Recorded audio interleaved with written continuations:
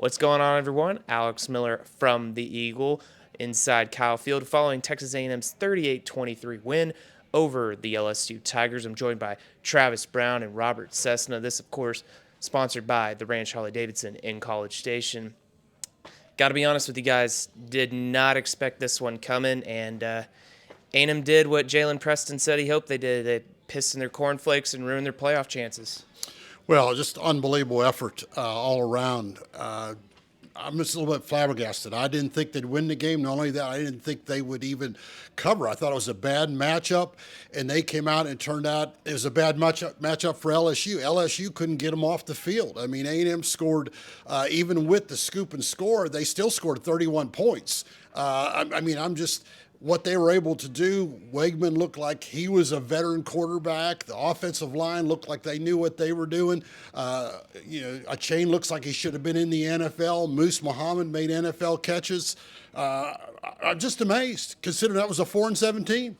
Yeah, it could be possibly Jimbo Fisher's last game to call offensive plays, depending on the way that things go in the future. And if it was, there's no more Jimbo system game than that. They controlled the run game. They got positive yards on first and second down. The average yards to gain on third down in the first half was 3. They finished at 5.1. And they were converting on third down. It looked like when Kellen Mond was back under center in 2020, and they were just methodically moving the ball down the field. They were able to do that in just about every drive except for those 2 before the scoop and score in the second half. I mean, it was a masterclass in Jimbo football, and it worked. Without a doubt, A&M's best offensive game of the season, and of course, Devon Achane, he was the star of the show. Career best night, 215 yards, that's a career high. 38 carries, that was exceedingly a career high for him. And when push came to shove, A&M went to the run, and in some ways a little surprising given just how much they've struggled at times on the offensive line and trying to get run game going this year on offense. Yeah, when I looked, it wasn't just a chain. When they put Daniels in, he had 4 carries for all positive yards. It wasn't just him. The line was doing the job, and as Travis said, I laughed. Their first 4 third downs were 3rd and 1, and you got a chain. There's no way you're not going to pick that up almost. You can almost stumble forward, and it was just amazing that this team was been 3rd and 11, no motion penalties. I mean, nothing to put them back. You got to remember that. They usually screw up, and it was like 3rd and 12 or a holding penalty, nothing. They didn't make any mistakes. They only had, I think it was 5 plays for minus 8 yards, and one of those was a kneel down. And then they had 6 incompletions. I mean, they had 68 plays, and like 58 of them were positive. I mean, that's phenomenal for what we've seen before. And it was a little bit different looking. This is a little anecdotal. I'm not sure of the numbers, but they went with a little bit different look in this, and having a lot of times a 22 personnel, 21 personnel, or 12 personnel, jumbo sets that they had a lot of guys out there that can block, and it really opened up the lanes. Also, something we didn't even really were able to get into that much in the press conference in our stories is tight end Jake Johnson had a huge role in this game, blocked really well. On that first Devon Achane touchdown run, he sealed off Harold Perkins really well, and that opened up the lane for him to run. In these last 2 or 3 games when A&M has struggled to really do anything blocking-wise in offense,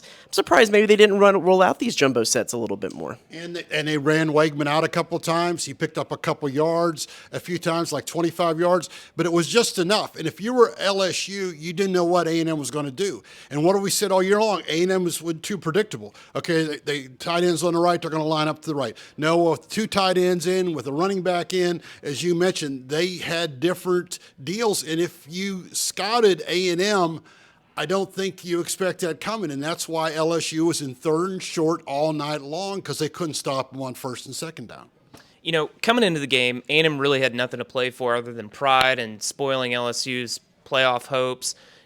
But I went down to the field before the game, and you could just kind of feel a little bit of a buzz and a little bit of an energy, and quite different from recent weeks. I mean, at Auburn, you looked at the sideline, it just seemed dead. It looked like they'd seen a ghost. And tonight, they definitely played with a little bit of swagger at times, and it seemed to really get the energy going. I mean, win or lose, the nightmare season is over. So you might as well go out there and win, and you don't have to necessarily endure any more of what happened this season. But if you looked at, we keep track of who's in and who's out at the beginning of the game, and honestly, this is as healthy as they've been since maybe the bye week. In this game, I think having a lot of guys back, having those weapons, having that depth, getting a little bit back to normal, certainly probably helped everyone feel a little bit better. I mean, it's only the second time this season that Evan Stewart, Connor Wegman, and Devon A-Chain were all together, and also throw Donovan Green in there, who had a big role in that too. I just think they were back to normal. Cease has talked about, I think it was at the Auburn game, it was hard to grade because you couldn't give incompletes just because there were so many guys out. You could properly grade them today because they had their team back. Well, they had so much energy because they kept making plays. And when you do something right, when everybody goes, oh, hey, way to go, Travis. Hey, way to go, LSU. You go, hey, well, that's great. I'll do that again. Let me do that again. And they did it time after time. Hey, the first 3 drives, they had nothing negative. They had like 14, 15, and a 9-yard. They had 3 scores and 3 possessions. They weren't having that in the whole game. And so they just were on a high. And LSU couldn't do anything about it. And I'm just laughing because the roles were reversed. I expected LSU to do what A&M did. LSU could see they just had no answer for A&M.